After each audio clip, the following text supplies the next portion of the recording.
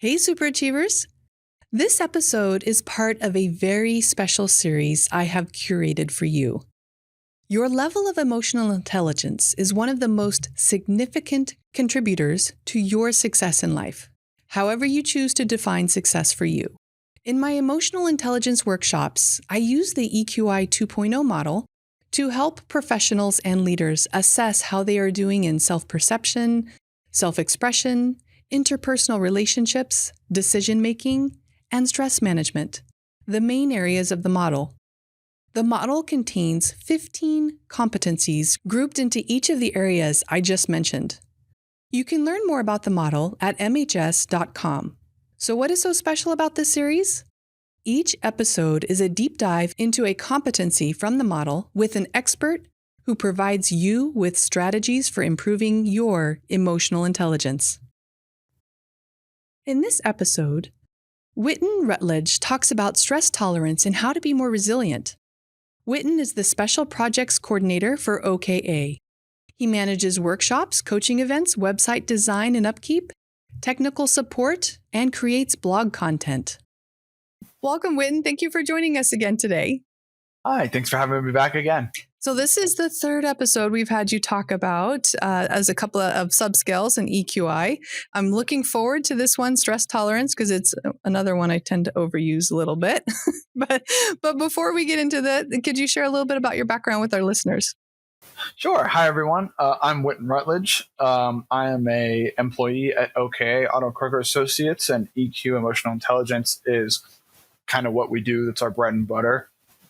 And so my father, this is kind of his life's work. A lot of what he's always done is EQ, is emotional intelligence. And emotional intelligence to me is like a language. It's something you speak. It's a frame of mind. Learning a new language introduces you to all new ideas. And emotional intelligence is very much the same.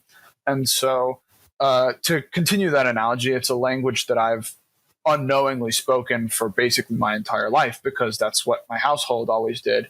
And so, as a teenager, I was certified in EQ and had to learn all these things. So it's something I've always done. It's something I'm passionate about, and I'm happy to be here today. Oh, that's awesome. And hopefully you taught all your friends too, maybe.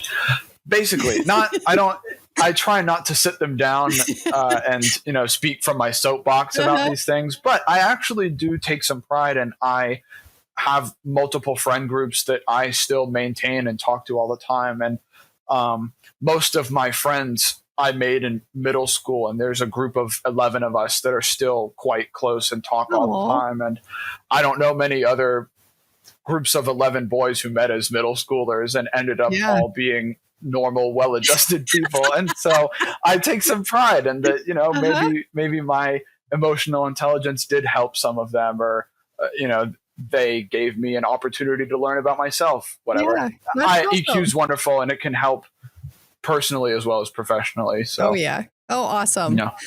Okay, so our topic for today is stress tolerance. What exactly is that in relation to emotional intelligence? Yeah, so stress tolerance from an EQ perspective, I think is exceptionally useful, especially in today's world, with everything going on, that I think this is a particularly valuable skill. But I would define it as the ability to cope with stressful or difficult situations and having the belief that you can manage or influence these situations in a positive manner, that you are not just a product of things that happen to you or stressful situations to happen to you, but that you can have some serious influence and control over those situations too. Yeah. And that's huge for our emotional and mental health, right? Is that feeling, understanding that we have control over how we respond to things. Yeah. Yeah. I love There it. was a piece of advice that I heard from someone a while ago, but you can't control the things that happen to you, but you can control how you react to those things. And that's essentially stress tolerance.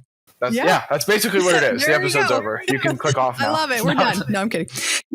So what does it look like for a person who maybe perhaps is lower in stress tolerance than they need to be? Yeah. So someone who's low in stress tolerance might be someone who procrastinates or delays their decisions due to fear of failure. That if I ignore this problem, it might go away. The goblins will come in and take care of it for me, that I don't have to do it. It can also look like agitation and frustration that you can, if you had a bad day at work, you can bring that home, and then there's just this dark cloud hanging over you when your family's around you, with your friends. And it can also look like burnout and giving up too easily or too quickly, or, at the first sign of, an obstacle in your way. All right, I'm done. I can't do this anymore. And so all of those ways are how low stress tolerance can manifest in your life. Okay, so what are some strategies? And I'm assuming we'll go over short term and long term. Mm-hmm. So what are some strategies for that? Yeah. So for me, one of my favorite books is a book. It's Team of Rivals. It's a book. It's a biography about Abraham Lincoln, the American president, and his whole political career, basically. And it's incredible. And a lot of the things that it talks about are how, when he was in charge of the Union during the Civil War, that how he was able to take breaks and to not absolutely lose his mind, because it was about the most stressful thing you can imagine. And so he would go to the theater all the time. And yes, I know how that ends up, but that he was remarkably good at finding and carving out time to be with his family, to be with his children, to be with friends, to tell stories, to have a good time, and to relax. And so for stress tolerance, I think that's about the most perfect example that I could have, is that when things get overwhelming, there are going to be times where you have to cut out time to relax and to do things that you enjoy. Yeah.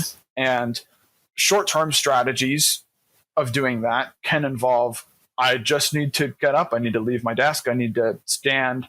I need to breathe deeply. I need to stretch. I need to go walk to the bathroom and back. That there are small things that you can do in your day to kind of shake it up and to let yourself relax.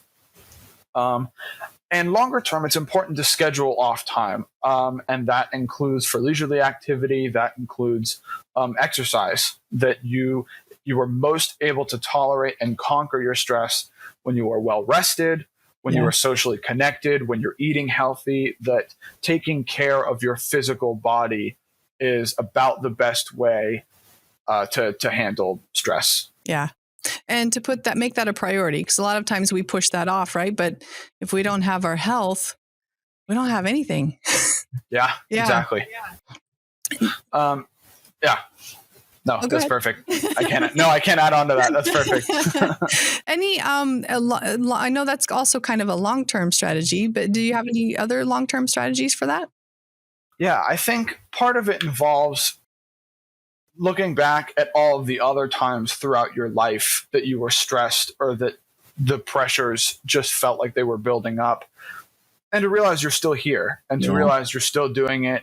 You're still doing a good job, and to give yourself credit for times you did a good job, I think is a wonderful way to look back and say, okay, I've been afraid of things all this time, but I didn't need to be afraid then, and I don't need to be afraid now. Yeah.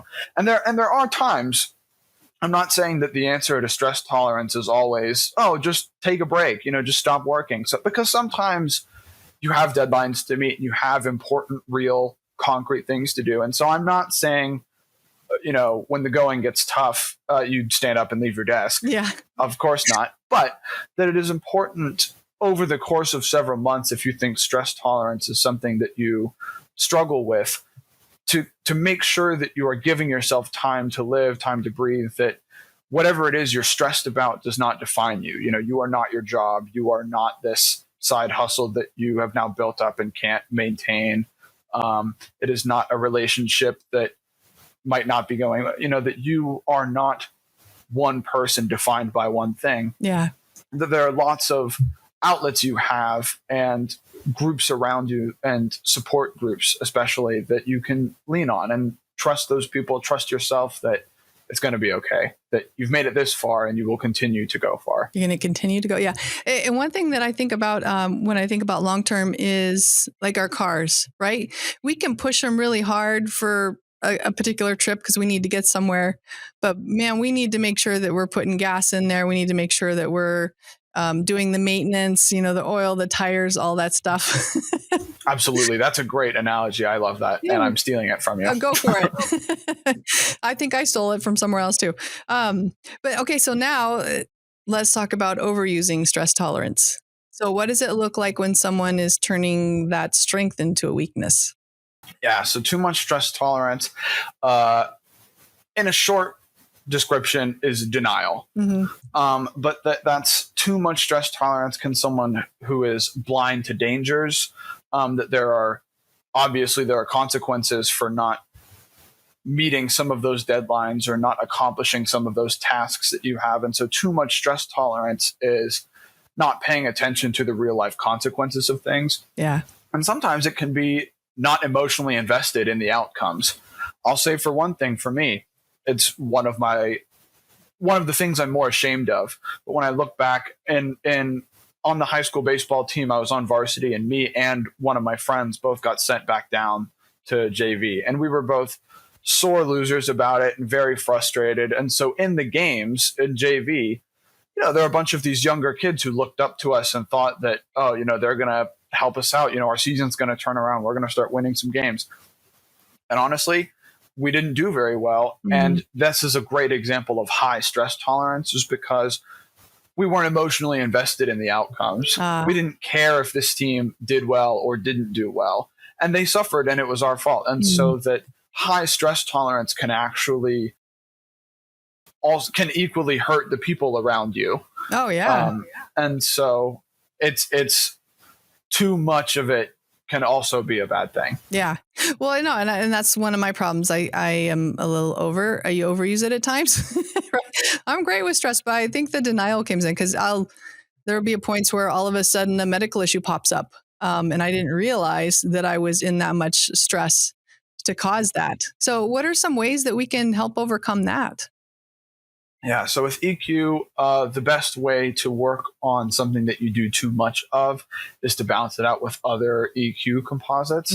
And so I think some of the best ways to practice it, if you have too much stress tolerance, are emotional self-awareness and emotional expression. That to look and see, like, what am I actually experiencing right now? What is happening inside that is making me kind of ignore or shut out some of these things that might cause me some stress, that might cause me some kind of turmoil. I'm ignoring these things. Why is that? And so that's a way that emotional self-awareness can really help. And emotional expression is kind of shaking hands with that. That emotional expression can be about voicing that to other people, and even like openly to yourself, but to realize and acknowledge,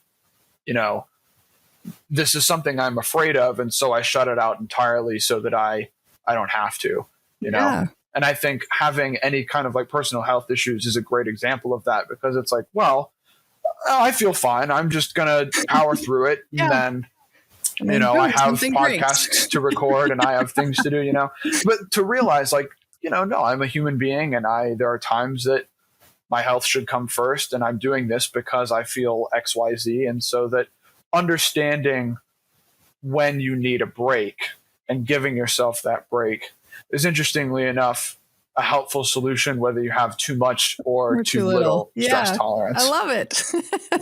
Strategy for both. Nice. So what is your last piece of advice for stress tolerance? Yeah. So as always, in the other 2 episodes, if you haven't heard them, go listen. But I have 2 pieces of advice. One from BoJack Horseman. He has started exercising because he wants to make a personal change in his life. But it's clearly not really about the exercise as much as it is the emotional journey that he's embarking on. And he passes out during one of these runs, and someone comes up and gives us some advice and says, you have to do it every day. That's the hard part, but it gets easier every time. Yeah. And so that's my first piece of advice, is that if you have too low or too high stress tolerance or any other EQ composite, you do have to work on it every day, or else it's never going to get better. And that's the hard part. But the more you do it, the easier it gets. I love that. And it's worth it. The second piece of advice for stress tolerance is be Abraham Lincoln, is that when the world is at your door, remember that it is practically a revolutionary act to have the strength to relax, and take some time for yourself. That this world can be unforgiving, it can be hurtful, it can be cold, and that being a source of warmth for yourself is an important and brave act, and you should take the time for yourself that you need. Oh, I love it. Oh, that's awesome. Oh, thank you so much for joining us today. All right. Thank you for having me. To learn more about Whitten, visit his website at oka-online.com.